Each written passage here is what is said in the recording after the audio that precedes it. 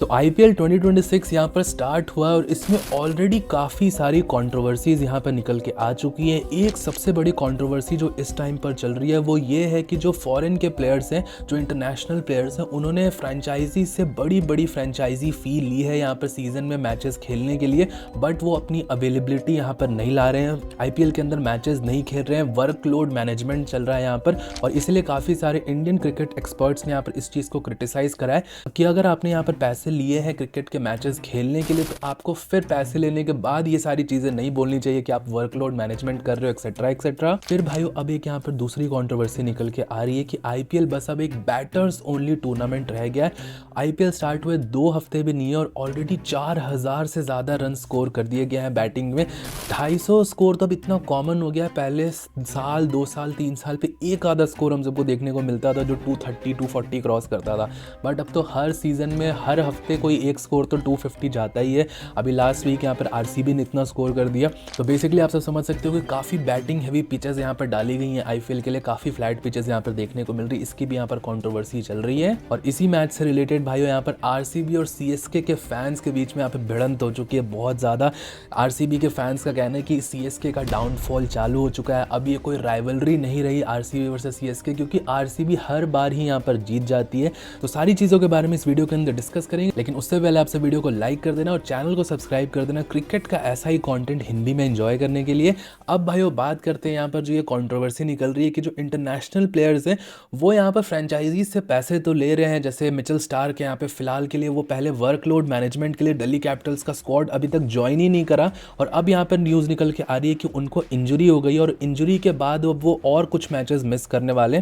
तो दिल्ली कैपिटल्स को अपनी यहाँ पर बॉलिंग अटैक में बहुत बड़ा सेटबैक फेस करने को मिला है। अभी वो फिलहाल मैचेस फिर भी जीत जा रहे हैं, बट जल्द ही यहाँ पर उनको चाहिए होगा कि मिचेल स्टार्क जैसा प्राइम बॉलर उनका यहाँ पर निकल के आए आईपीएल के लिए। और भाइयों आप सबने नोटिस किया ही होगा कि मिचेल स्टार्क और ये जो ऑस्ट्रेलिया के कुछ प्लेयर्स हैं, साथ ही साथ इंग्लैंड के कुछ प्लेयर्स जैसे बेन स्टोक्स इस टाइम पे, ये सारे प्लेयर्स यहाँ पे बहुत क्रूशियल टाइमिंग पे या तो अवेलेबल नहीं होते फ्रेंचाइजीज के लिए, या कोई ऐसी क्रूशियल मैच में इनकी ज़रूरत होती है तो उस टाइम में ये मिड टूर्नामेंट छोड़ के वापस चले जाते हैं। और ये चीज़ से कहीं ना कहीं यहाँ पर फ्रेंचाइजीज भी इरिटेट होती हैं। डेफिनेटली जो फ्रेंचाइजी ओनर है वो यहाँ पर इस चीज़ से इरिटेट होगा, और तो और भाइयों फैंस के बीच में भी यहाँ पर कहीं ना कहीं इस बारे में फ्रस्ट्रेशन निकल के आता है। वो चाहते हैं कि यहाँ पर एक इंटरनेशनल प्लेयर आया है, उसकी इतनी हाइप बनाई गई है तो उसको मैच खेलते हुए भी हम देखें। अब भाइयों मैं सबसे पहले आप सबको क्लियर करता हूँ कि ऐसा पॉसिबल कैसे है कि कोई इंटरनेशनल प्लेयर आईपीएल खेलने की अपनी पूरी फी कलेक्ट भी करता है और फिर पूरे आईपीएल में यहाँ पर अवेलेबल भी नहीं होता, मैचेस खेलता भी नहीं है पूरे, बट पैसे उसको पूरे मिलते हैं। अब भाइयों जो सबसे मेन चीज़ आप सबको यहाँ पर समझनी है, जो आईपीएल का प्लेयर कॉन्ट्रैक्ट होता है वो पर मैच बेसिस नहीं होता है, वो एक फुल सीजन फी होती है, या तो पार्शियल पेमेंट या तो फुल पेमेंट एक बार में ही कर दी जाती है प्लेयर को। तो आप समझ लो अगर आईपीएल के अंदर कुछ मैचेस भी यहाँ पर खेला वो प्लेयर तो उसको पूरे सीजन के पैसे एक बार में ही मिल जाते हैं, ऐसा कॉन्ट्रैक्ट में यहाँ पे दिया होता है। ये तो रही फर्स्ट चीज़। और दूसरी चीज़ होती है कि एक वर्कलोड मैनेजमेंट क्लॉज होता है और एक इंजरी क्लॉज होता है। मतलब अगर प्लेयर इंजर्ड है तो ऑब्वियसली वो मैचेस नहीं खेल सकता है, वो डिनाई कर सकता है मैचेस खेलने के लिए।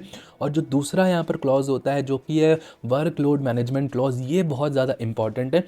अब ऑस्ट्रेलियन क्रिकेट बोर्ड है या जो इंग्लैंड की क्रिकेट बोर्ड है, ये यहाँ पर अपने प्लेयर्स को मैनेज करती है और ये फ्रेंचाइजी का जो कॉन्ट्रैक्ट है ये इनको ओवरराइड नहीं कर सकता। आप सीधा सीधा भाइयों ऐसा समझ सकते हो कि ये जो बोर्ड्स हैं, ये क्रिकेटिंग बोर्ड्स अगर अपने प्लेयर को यहाँ पर बोल दें कि इतने ही मैचेस आपको खेलने हैं, इतने ही ओवर आप बॉल कर सकते हो इस सीजन के अंदर, तो प्लेयर चाह के भी यहाँ पर उससे ज़्यादा बॉल्स नहीं डाल सकता या उससे ज़्यादा बॉल या उससे ज़्यादा मैचेस नहीं खेल सकता, अगर यहाँ पर उसकी क्रिकेट बोर्ड ने यहाँ पर उसकी कंट्री के डिनाई कर दिया है तो। और यूजुअली भाइयों यहाँ पर क्रिकेट बोर्ड्स यहाँ पर ये सारी चीज़ें करते हैं। हर आईपीएल में हम सबको सुनने में ज़रूर मिलता है कि कोई एक बड़ा क्रिकेटिंग प्लेयर है, इंटरनेशनल प्लेयर है, वो वापस जा रहा है क्योंकि उसको आगे के टूर्नामेंट्स के लिए प्रिपेयर करना है या वो अपना वर्कलोड मैनेजमेंट करना है। और इस चीज़ में मैं यहाँ पे जो इंडियन क्रिकेट एक्सपर्ट्स इस चीज़ को क्रिटिसाइज़ कर रहे हैं, सब बहुत ज़्यादा अग्री करता हूँ।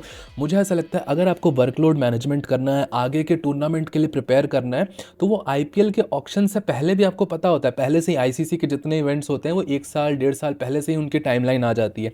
तो आपको क्या पहले से नहीं पता होता है कि यहाँ पर एक इवेंट होने वाला है तो मैं आईपीएल के अंदर खेलने ही ना जाऊँ? ऑब्वियसली यहाँ पर पता होता है, बट डेलिबरेटली यहाँ पर टीम्स को ज्वाइन किया जाता है प्लेयर्स के द्वारा। और ऑब्वियसली ये चीज़ हम कहीं ना कहीं हम खुद भी होते हैं उस प्लेयर की जगह पे, तो हम सामने से अगर 20-25 करोड़ रुपए मिल रहे होते तो हम डिनाई तो नहीं करेंगे, हम यहाँ पर ऑब्वियसली उस चीज़ को लेंगे। और फ्रेंचाइजीज को भी कहीं ना कहीं पता होता है कि ये प्लेयर पूरे सीजन नहीं खेलने वाला, बट क्योंकि उसकी इंट्रिंसिक वैल्यू इतनी ज़्यादा है प्लेयर की तो उसको लेना ही पड़ता है फ्रेंचाइजीज को। अब कुछ प्लेयर्स बहुत अच्छे होते हैं कि जो पहले से ही फ्रेंचाइजीज को यहाँ पे बता देते हैं या पहले से ही ये चीज़ अनाउंस कर देते हैं कि वो इतने टाइम तक ही अवेलेबल होंगे, इतने सीजन्स तक, इस सीज़न के इतने ही मैचेस ही खेलने वाले होंगे। बट कुछ प्लेयर्स होते हैं नहीं होते, वो मिड में ही चले जाते हैं, अनएक्सपेक्टेड बैकआउट कर लेते हैं वो टूर्नामेंट से, जो कि फ्रेंचाइजीज और फैंस दोनों को ही बहुत ज़्यादा इरिटेट करता है। और भाई मुझे ये भी लगता है कि ये इंडिया का प्रीमियर टूर्नामेंट है। आईपीएल कोई गली नुक्कड़ का टूर्नामेंट नहीं है जो कि प्लेयर्स यहाँ पे बीच में छोड़ के चले जाते हैं। इसको यहाँ पर सीरियसली लेना चाहिए, क्योंकि कहीं ना कहीं ये इस पूरे टूर्नामेंट की यहाँ पर वैल्यू को भी ग्लोबली कम करता है। अगर हम ग्लोबली इसको चाहते हैं कि आईपीएल ग्लोबल लेवल पे भी जाए तो इसमें और स्ट्रिक्टनेस होनी चाहिए। आईपीएल को एक नॉर्मल ऐसा टूर्नामेंट की तरह नहीं ट्रीट करना चाहिए कि ये कोई छोटा सा टूर्नामेंट है, इसको खेलो ना खेलो फ़र्क नहीं पड़ता। ये एक बहुत सीरियस टूर्नामेंट की तरह हर इंटरनेशनल प्लेयर को यहाँ पर अप्रोच करना चाहिए और किसी एक को यहाँ पर एग्जाम्पल सेट करना चाहिए, किसी एक को बहुत तगड़ी फटकार लगानी चाहिए, तब ये चीज़ यहाँ पर बंद होगी। बाकी भाइयों आप सबका इस बारे में क्या कहना है, आप सब मुझे नीचे कमेंट सेक्शन में ज़रूर बताइएगा। अब बात करते हैं यहाँ पर जो बैटर्स को लेके कंट्रोवर्सी चल रही है आईपीएल के अंदर। ऑलरेडी 2 हफ्ते से भी कम हुआ है यहाँ पर आईपीएल को स्टार्ट हुआ और इस आईपीएल में ऑलरेडी 4000 से ज़्यादा रन स्कोर कर दिए गए और लोगों का ऐसा कहना है कि ये एक बैटिंग हैवी टूर्नामेंट बन चुका है। बॉलर्स के लिए कुछ रहा ही नहीं है, कोई हेल्प ही नहीं है बॉलर्स के लिए। और ऑब्वियसली अगर पिछले 5 साल और उससे पहले 5 साल के रिकॉर्ड्स आप कंपेयर करोगे तो 2020 के बाद तो इतनी ज़्यादा फ्लैट पिचेस आ चुकी हैं आईपीएल में और 200 का स्कोर भी इजीली चेज हो जाता है। मुझे याद है जब मैं पहले आईपीएल देखा करता था, अगर किसी टीम ने 180 190 स्कोर कर दिया मतलब वो मैच जीतने वाली है, चेज करना बहुत डिफिकल्ट है। बट आज के टाइम पे तो ये बहुत ही ज़्यादा सिंपल सी चीज़ हो चुकी है कि 180 तो एक वीक स्कोर बन चुका है और ये कहीं ना कहीं सही नहीं है। मुझे ऐसा लगता है कि एक आधा मैचेस में 220 230 गया तो वो अच्छा होता है, बट अगर सारे मैचेस में ही जाता है तो कहीं ना कहीं वो इंटरेस्ट खत्म हो जाता है। एज अ क्रिकेट व्यूअर, जो नए व्यूअर्स हैं, जो नए बच्चे हैं वो देख रहे हैं, उनको डेफिनेटली 6-4 देखने में, बाउंड्रीज देखने में मज़ा आता है। बट मुझे यहाँ पर एक एक्चुअल बैटिंग एक्सपीरियंस भी देखना है। मुझे हर प्लेयर यहाँ पर छक्के चौके मार ही दे रहा है तो फिर मज़ा नहीं आ रहा कोई देखने में। एक्चुअल स्किल यहाँ पर टेस्ट नहीं हो रही।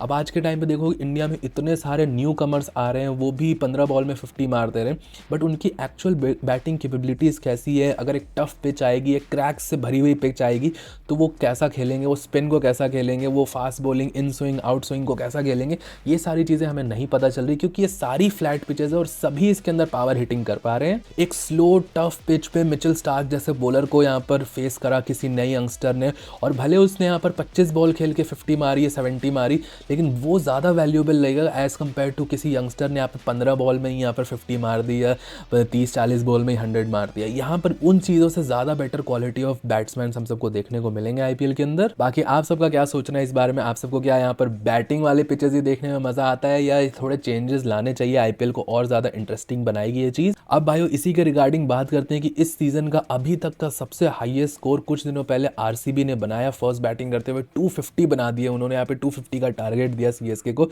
और सीएसके उसको ऑब्वियसली चेज नहीं कर पाई। 200 तक वो भी गई बट 43 रन से वो इस मैच को हार गई। और इसके बाद अब यहाँ पर ऐसा कहा जा रहा है कि आरसीबी और सीएसके के बीच की अब कोई राइवलरी बची नहीं है। आरसीबी के फैंस की तरफ से बेसिकली ऐसा कहा जा रहा है कि ये अब कोई राइवलरी नहीं है, हर बार हम ही जीत जा रहे हैं तो फिर ये तो राइवलरी है नहीं, सीएसके से अब फाइट करने में कोई मज़ा नहीं आ रहा।